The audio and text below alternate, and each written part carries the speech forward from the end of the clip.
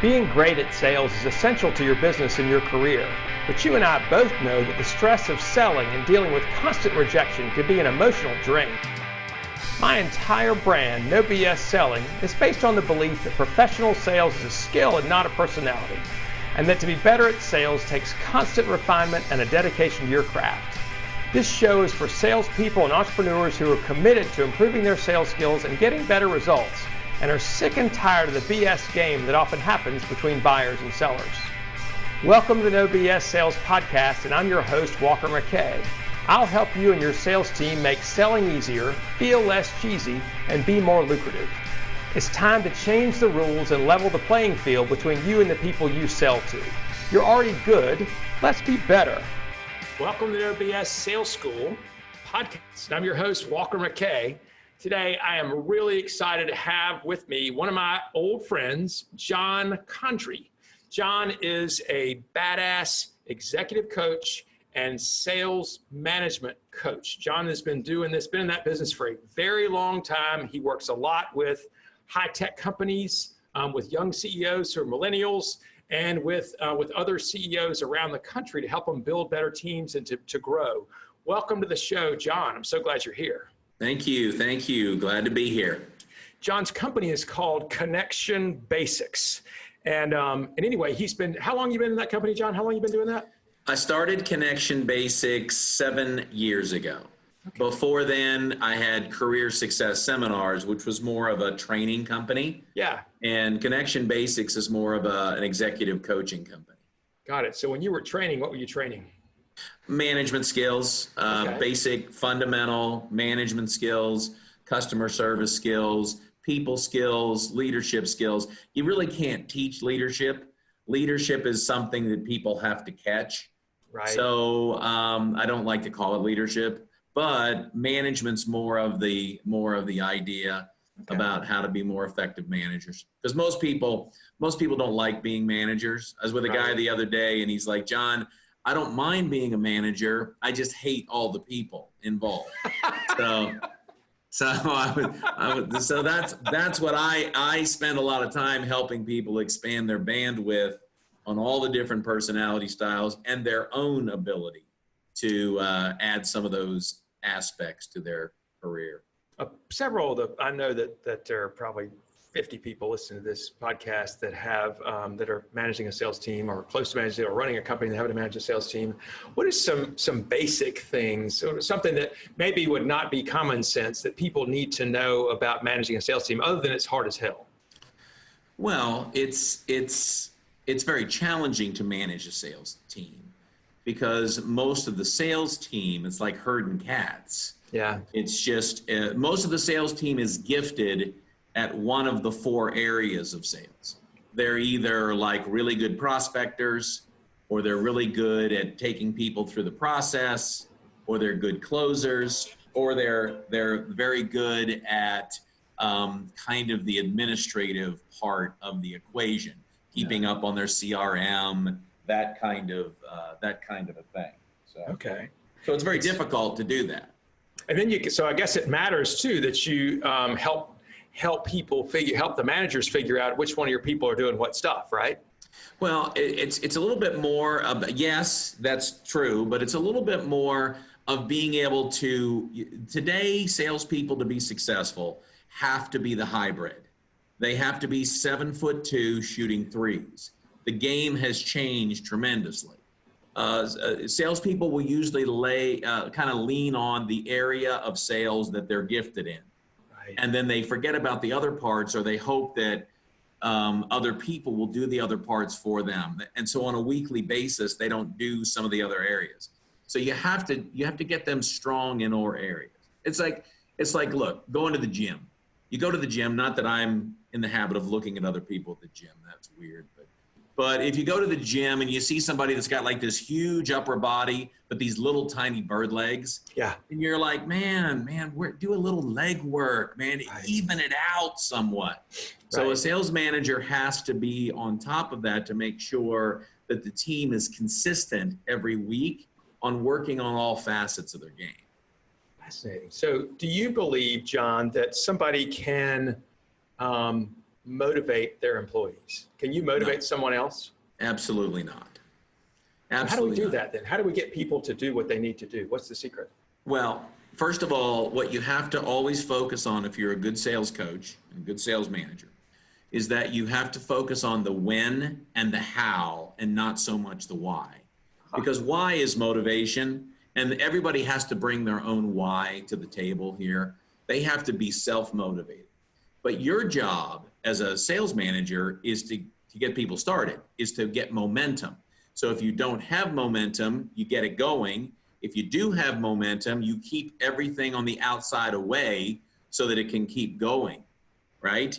And if you really have momentum going, then you have to be really careful that you don't get cocky and think that this is easy. Right. And then, and all of a sudden you lose it and you can't get it back. So tell me what you said, something that struck me for a second. You said we don't want anything on the outside to get in the way. Tell me what that means. That means drama. So that means, okay, so if you've ever had a salesperson on a roll where they're on fire, they're hot, they can't miss, they just seem to be bringing business in left and right. Yep. And then all of a sudden, personal drama or company drama gets in the way. And now all of a sudden, they stop their momentum and all of a sudden it's gone. So your job as a sales manager is to protect the roll. So if people are on a roll, my job as a sales manager is to make sure that production and to make sure that upper management and to make sure that personal problems do not interfere with the roll. Now you do this, you can't, if you're trying to train people or fix people, you won't be able to do this. Right. You have to put Band-Aids on all kinds of stuff during this period. Taylor Swift was wrong. When it comes to this kind of a thing, Band-Aids actually do fix bullet holes. You know, I thought you were going to say why you got to be so mean was wrong. Well, listen, when a salesperson is on a roll and something happens and they come and they're like, oh, this is happening, that's happening. I'm like, hey, man, let me see your boo-boo. Okay, I got it. Let me put a Band-Aid on it. Get back on your roll. Don't get distracted. Don't get caught up in the minor stuff. Don't let the company, I just had one with a company where they had a tough year ago. Last year, production was not getting the stuff out to the clients. So now they got back on a roll, and all of a sudden, this last call that I had with their whole team, all the sales team is in a very negative space because, once again, production is behind.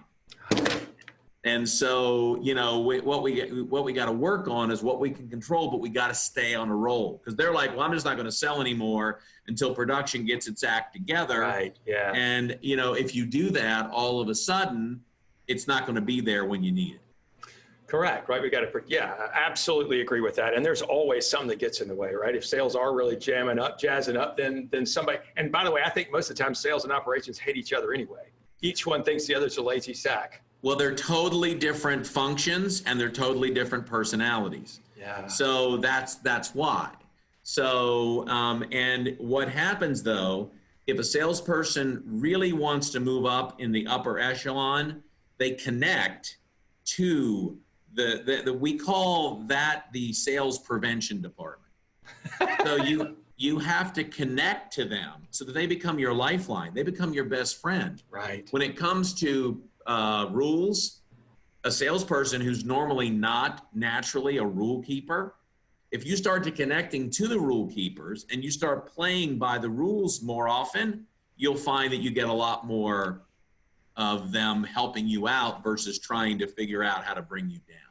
Right, because they say all of a sudden this salesperson is different. He's helping me. He's not being a pain in my neck, so I will help him. It's amazing how that works, right? Is that what you're saying? Yeah, he cares. He cares about it because, you know, most of the time salespeople have the personality style of what I call the 80%er. That means they get 80% of the way to a deal finished, and then they get distracted by little shiny things. And they're bored. They get sloppy. Because it's just not their thing. Yeah. And so then what happens is I call the other personality style the sheriff. The sheriff then gets the deal 80% of the way done and has to either reject it or finish it and they just don't appreciate it because they feel like the sales rep should have been more fundamentally sound to get. Shouldn't have dropped this thing in their lap with all these damn missing details. Yes, yeah, or turn in an agreement or a contract that has like 19 changes on it, of lines through it, or selling stuff that we don't even have. Right. I mean, there are some salespeople that are so gifted. Okay, I'll give you an example. I had a salesperson who's very, very successful, and she called me up and she said, "John, I want to call you up and tell you I made the biggest sale of my career." And I said, "Well, hey, congratulations." She goes, "You know what the best part of this is?" And I said, "No." She goes, "They don't even know what they bought." And I'm like, you know what? I don't know how great that is. And I don't know how great that a sheriff on your team or their team will appreciate the fact that no one knows what they just bought. Yeah. You know, until a bill comes. Then when a bill comes, all of a sudden everybody is like, "Oh my gosh, what did I just buy?" Yeah. So it's one of the things that I focus on a lot in my training with my clients is managing expectations. Right. I learned, somebody said that, 99.999% of relationships that fall apart are falling apart because of somebody didn't manage relationships somewhere. And I don't know why it's not 100%. I guess nothing's 100%. But sure. I'm assuming, I know that's true in sales management as well. Can you give me some examples about how you show people how to manage expectations? Yeah, lower them. Help me understand. I love that. Oh, yeah, you got to lower expectations. That's your whole job constantly. Because what happens is when people's expectations are too high, they stop working. Okay, so like if you're talking about your employees, what I always say is movement equals improvement, especially when they're doing activities that they're not naturally inclined to do. So I always lower the expectations. So I always, instead of having these brass ring, phenomenal, great record-breaking ideas, I'm just like, hey man, why don't we just do one? I'll give you a real world example. Right. So one of the industries that I work in, I work a lot with technology companies, a lot with financial service companies. I work a lot with also, I'm going to call it the blue collar group, textile rental companies, plumbing and heating contractors, right? So with all these plumbing and heating with all the textile rental contractors, they have route drivers that they're always trying to get them to add business into the accounts.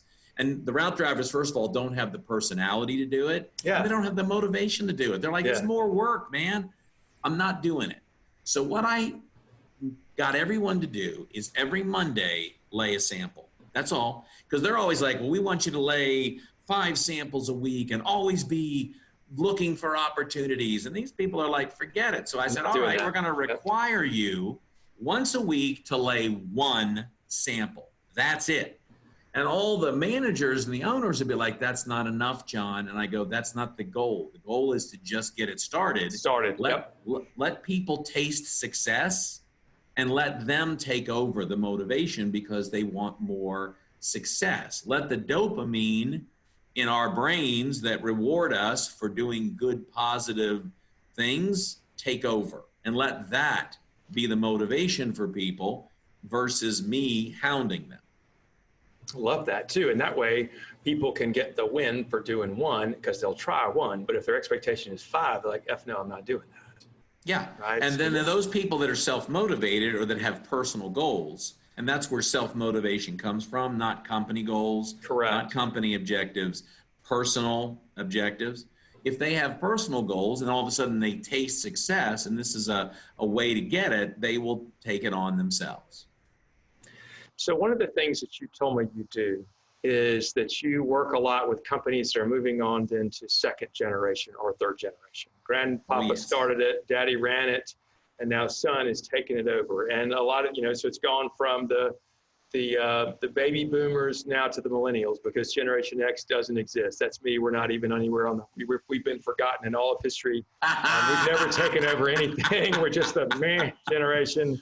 And so I don't have the Generation X, man. So now we got millennials, and I hear people bitching, and usually it's the boomers bitching about millennials. They're so blah. They're so blah. Now that you're working with them, what are some insight that you might share with my audience about what is a millennial? And I know my argument is just like Generation X is not all the same and all baby boomers are not the same. Nope. What is it, though, about millennials that the rest of us are missing? Do you know what that is? Oh, I do. I actually do. This is the first time in history that you've got 5 different generations that are actively involved in the workplace. Wow. The biggest problem with the millennial viewpoint where people are viewing is that they look at the negative side of 4 areas. They look at the negative side of entitlement. They look at the negative side of drama. They look at the negative side of personality conflicts. They look at the negative side of the reward system. You know, so everyone always looks at, so like, let's take entitlement, for example. Yeah. I'm trying to look at the good side of entitlement. Yes. Yes. Stop me there. Oh, yeah, you got to do it. So I'll give you an example. So my daughter, who's a millennial, I have 4 daughters, and the one that's a millennial, she came to me when she was 24. She said, Dad, I need a house. And I said, all right. I said, you know, honey, that, your mom and I didn't get a home till I think I was like 33. Mm-hmm. She's like, Dad, I'm not waiting that long for a home. Right. She goes, now here's the difference. So then if she would have said, everyone thinks the next part of that millennial story is, I want you to get it for me, Dad. Right. I want you to buy it for me or co-sign with me. I want to do that. That's the negative side of entitlement. I want something. I don't want to pay the price to get it. But her side is that, Dad, I want it, and I'm willing to pay the price to do it. I have, so one of my clients is a 23-year-old wonderkind, I guess. She, 2 years ago, she was selling movie tickets, and today she has a business that employs 150 people. Holy cow. So this is in almost just barely under 2 years. She's 23 years old. She sells minky blankets over Facebook Live. What's a minky blanket? A minky blanket is just a nice fluffy blanket. Okay. And she has, 1,000 people on a show that she does on Facebook Live. And she's built a business. Did she invent the minky blanket, or is she just a distributor of the minky blanket? She has 150 seamstresses that make the blankets. They're all handmade here in Utah. And she's done all this. She has a huge warehouse, and she's done all this. She's a millennial. She's actually a Gen X and Y, but it's getting worse. It's like, okay, we think the millennials are entitled. Then you start going to the Y and the Z's, double A or whatever. Double A. It's ridiculous. Right? So she's definitely entitled. But because people would say to her, well, you can't do this. You're 23 years old. And so she's like, well, why not? Why do I have to wait? Why do I have to go get a degree? Why do I have to intern? Why do I have to wait to become successful? I'm willing to pay the price. I'm willing to work the hours that I need to work. I'm willing to put my credit and my finances on the line to do this now. I mean, so we hear it often as a whine, which is, I want this now. But what we don't ask is, how can I help you, or what do you need to do to get started? Is that correct? Well, yes and no. Yes, but no. This is why you have to always hire what you can't train. You have to hire the intangibles. She has the intangibles. My daughter has the intangibles. The intangibles are leadership. Intangibles are work ethic. Yep. The intangibles are basic common sense and technology skills. Listen, she calls me, obviously I'm her coach. I meet with her twice a month to go over everything in her business and try to give her how to handle employees, how to carry herself, how to do this, that, and the other thing. But I got to tell you something. If she doesn't know something, she Googles it. She's built her entire business off of Google. She hasn't been to school.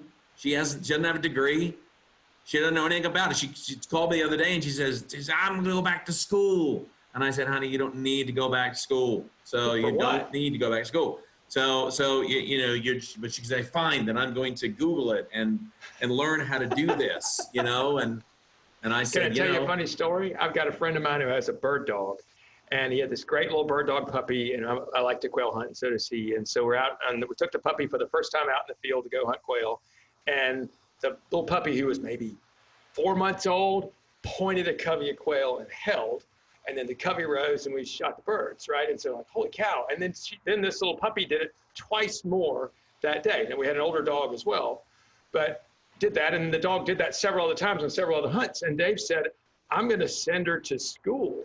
We're going to get her trained. This is going to be amazing. And somebody else, someone smart says, what the hell are you going to train her to do?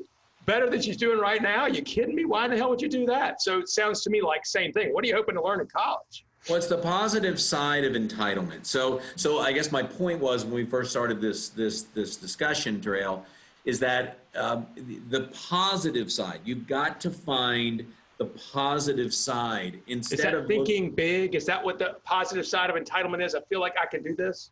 I think so, but it's more like yes, but it's more like, okay. Let me give you another example. Okay. So one of the companies that I do coaching and advising for, so and I'm advising all areas. I'm executive level, the C level, the managers, sales teams, service teams, production workers, the whole thing. Yeah.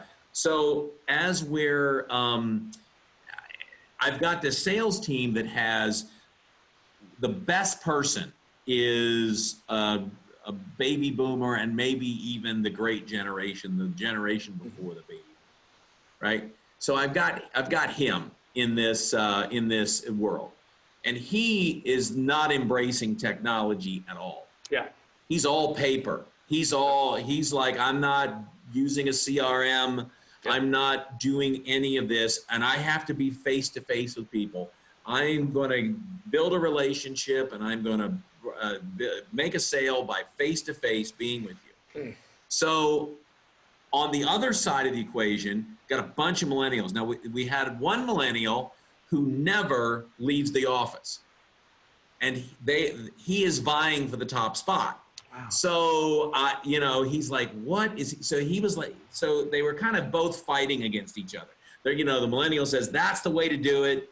You don't leave the office, you connect to these people, and you just do it without having a conversation. You get them, you find out what they want, you email them a few times, you get them to do the agreement. And that's working for me. Yeah. That's it, man. There's no personal connection. It's just, I'm talking to so many more people than everybody else is. So it's quantity. This guy's like, no way, it's all, it's quality and it's relationships and not doing that. So what I was trying to talk to the older one about, as I said, hey, why don't you don't have to become a millennial, but there's some positive things going here. So I said, why don't we just do a little bit of this? Back to the first thing we were talking about, the little bit. I said, why don't we add this to your game? Instead of looking at like this is replacing what you do, why don't we just add a little bit of the millennials game to your game? Think of it as multiple streams of income. There you go. So your way is 90%, but maybe we could try to add this to your equation. What that looked like was every Monday, along with his calling, he began to do some email campaigns. Okay, so now I go to the other side, to the youngster who he goes to a coffee shop. When I actually went out in the field with him once. And when he said, okay, we're going to meet at a coffee shop, I thought we were going to meet, have a cup of coffee, make a plan, and start seeing people. We never left the coffee shop. We never left. And I was like, what am I doing? What the hell is going on here with you? Yep. And he's like, I'm done. This is what I'm doing. This is now what I said. So what I tried to encourage him to do is his 10%. I said, that's fine. 90% of the time, keep doing what's working for you. However, we need to add a little bit of the old school game to yours, but you have to get out and talk to other human beings, man. You got to get out there because you're missing stuff. There's stuff that you're missing by not being eyeball to eyeball with people. So then they both started to add the other's game a little bit to their game, and their sales grew. We had a meeting where this guy who was getting ready to retire, he goes, guys, I never thought I would say this, but I just made a sale and never literally talked to anyone. Holy cow. See, that's funny because that's against a lot of what I talk about. I tell people, you cannot, I tell people, and maybe it sounds like I'm wrong, right? You can't, No. it depends on if it's something, more complicated, more expensive, obviously more, but I say if somebody won't talk to you on the phone, they're probably not going to buy. It's been my belief, and to get off the damn texter, and that texting and email is okay for marketing, and it's okay to, I would say before you send a proposal, go over it verbally on the phone, get some kind of agreement, and then send it out after you've gotten an agreement. But what you're preaching to the choir, man. I don't know anything else than this, but the initial conversation was, what are we learning from the millennials? Right. Yeah. So I'm trying to pick this up. Yeah. This is what I'm learning. But see, you can't go from 0 to 100. Correct. What you have to look at it as is adding another segment to your game. So that doesn't mean that you all of a sudden, hey, I'm not going to go out and see anybody anymore. Right. So that's nuts. But now you start to round out your game a little bit. It's kind of like if your audience is into sports at all, and it's like LeBron James, okay, or Kobe Bryant. These people always every year would add something more to their game.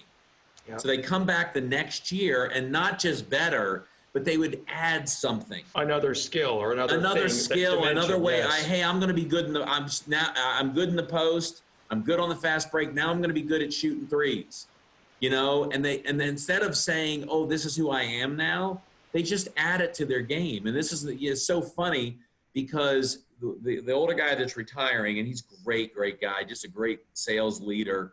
And he's like, I don't want to retire. He says, I don't want to retire now. He's extended his retirement. He goes, I'm now having more fun. I'm adding, now that I've added this to my game, he said, I'd felt like before that time had passed me by, that I was a freaking dinosaur. Yep. And now what I realize, it's not that hard to develop it. I just have to do it. But it's a pride thing. It's an ego thing. It's like, it's get off my lawn. I heard 20 years ago when people took pride in saying, I don't even know how to turn one of those damn computers on. Oh, that was yes. 20, maybe 30 years ago, but yeah. But you're just leaving so much money and so many customers and so many opportunities on you're leaving it on the table. Plus, let's say that you're sucking at making calls. Let's just say you're having a terrible week. Yeah. You're like, oh my God, I can't reach anybody. So how do you get on a roll? Well, you're like, you know what? I can send some emails out. I mean, yes, you and I both know that that's not going to maybe do anything, but it keeps you in the game. It keeps you engaged. It keeps momentum going. It's the same way with those that are sending emails and like, I'm not getting any responses. I'm like, then get your butt out, make some calls, go walk in some doors, build some strategic partners, change up your game, which is what I preach. Yeah, I love that. Yeah, it's great. Well, this is what I teach everyone to do on Monday.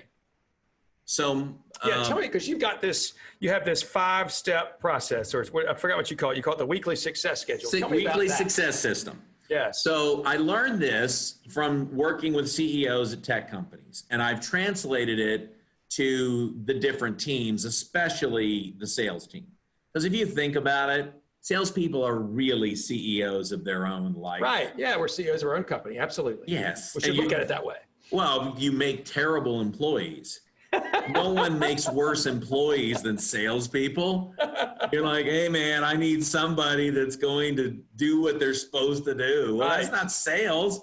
Right. If when I was in sales, if I did what everyone told me to do, I would never make any sales. No. Because everyone tells me you can't call on this person, you can't do this, you can't do that. So I'm just like, screw you. So I'm gonna do something. It's that's how salespeople are hardwired. So here's what you do. I call it the weekly success system, and what I do is I put the sales, let's say, personality, but I have them work on a certain day of the week. So let's just take an example. Okay. Monday's a day that you should never have appointments and you should never have meetings. You should never have a meeting.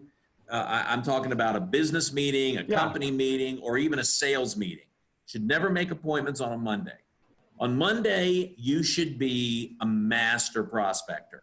So let's say you have a game plan that every week that your goal is to try to make, you try to dial the phone, or you try to make contacts. Yeah. You say 100 times a week, I'm going to try to initiate something. Yeah, I'm gonna pick up the phone. I'm gonna make 100 dials or do 100 connect, whatever. Yeah. Whatever, and so you're like, that's my behavior plan. I've got an activity plan for me as a salesperson, right? Yep. So you're like, I'm gonna do that, and most people would say, okay, well maybe that's 20 a day, because it's a 5-day week and it's 20 a day. What I tell you to do on Monday is to do all 100. Wow. So I tell you to forget, don't do anything else. Just schedule your life and break records. Just blow it out. And if you can't do 100, do 50. Right. Just get yourself out there and go crazy on Monday. Monday's when you go see people, you make calls, you're blitzing. I call it a blitz. You blitz on Monday and you graze the rest of the week when it comes to business development. And the personality style that you use is that influencing, positive, upbeat, activity, charming. Yep. You are just a relationship machine on You're Monday. an eye on the disc profile. I teach every CEO to go work in their business with employees or go see key customers every Monday. Nobody sits in an office on Monday. You are out. Don't coach people. Don't try to criticize them. You just get out there and you do something positive. Get out there and work. Get out there and go see people. Okay. Get out on Tuesday. Yeah, Tuesday through Thursday is running your appointments. So Tuesday through Thursday, you set up your appointments and you run those. Selling system. You teach a selling system, right? Yes. Yes. Okay. So what is your selling system? What are the steps? First step is plan. Second step is manage expectations. Third step is search for symptoms. Fourth step is qualify, disqualify, which has pain budget decision beneath it. And then the next step below that is close. And the step after that is present. And after that is lock the sale. Okay. So you got a process. You're teaching your people out there to do a process. Yep. So Tuesday through Thursday, they should be working people through the process. So they set their appointments Tuesday through Thursday, and they're working through the process. Now, in their back pocket, they have what I call Plan B. Okay. If the appointments fall through, or if they don't turn out well, or you don't have appointments, you always have a business development plan in your back pocket. Yeah. You always know that if an appointment fell through, what you would do. Because if you don't do that, then if you had a great appointment, you're going to be like, celebrate, celebration, man, I'm done. Yep. The worst thing that I was taught that does not work today is that you're on goal time, not clock time. Yeah. Do not be on goal time. Do not do it. So, because if you're behind on your goals, it's demotivating. Yep. If you're ahead of your goals, you get arrogant. Stop working. Yeah. Forget it, man. Just work. You're a grind. Be a 9-to-5er, man. I always tell salespeople that after 3 o'clock, that's when the big sales happen. Yeah. When you've kind of checked out. After you've checked out. Yeah. So Tuesday through Thursday, run your process. And if you don't have something going on, always have a plan B in your pocket so you immediately are active until 5 o'clock. Okay. All right. Friday morning is all about closing. On Friday morning, you call all your chips. Anything that's a think it over or a maybe or a possible, or if people are ghosting you, call them all out on Monday morning. On Friday morning. On Friday morning. Sorry about that. Thank you. Yep. That's good. You know my stuff better than I do. I'm paying attention. I appreciate it's all good. that. Yeah, no. So on Friday morning, every Friday morning, I send out emails to anybody that hasn't gotten back with me, any proposals that are out on the street, any situation that I'm getting in where I don't know. Yep. I don't know what it is. So I always send when you send an email out, in the subject line, you always put your name. So I put John Condry, and then I always put something like, did you get eaten by alligators? Yeah. That's one of them. Or I might have, are you ghosting me? Yep. So then I'll have a picture of a ghost. that's on there, you know. Yep. I do something, just a friendly, nice, fun, Catch attention. creative reminder that you owe me a decision. Yeah. And no is okay. Yeah. So every Friday morning, that you always finish on Fridays. Never let anyone ruin your weekends. Huh. You never let that happen, man. You finish up Friday morning. Just line them up. Line up those emails. Line up those think it overs. Line up those proposals, and get a decision. Even if that decision is no. That's when you do your planning. Okay. Friday afternoon, you do your planning. You update your CRM. You plan for Monday so that you can hit the bricks running on Monday. You got your list for Monday, right? So you're not thinking around Monday trying to find the people. Do your research on LinkedIn on Friday afternoon. Do a little training. Pick up something fundamentally. So listen to a podcast, you know, like this. Yeah. Listen to a podcast like this. Bite-size the training. Yeah. The salespeople don't have time these days to spend a lot of time in training classes. To be honest. So on Friday afternoon, always learn something. Learn something every week that'll help you on Monday. That's freaking great. And then, hey, John, do not do anything on Friday. I mean, on Saturday and Sunday. Right. That's a wait time. That's a lot of strategic coach stuff in there too, where you have buffer days and I like that. Yeah, it's buffer days where you're preparing for the next, right? And then I've forgotten the name of the day where your prospecting day is where you do your work. And then there's free days where you do I like that. Nothing compared to that. It's really good. I want to tell you, John, this has been really, really fun, even better than I expected. Can I tell you a couple of things that I've learned today that were a big deal to me that I thought were cool? I like the way you said when you're managing people, what you need to tell them is when and how and not why.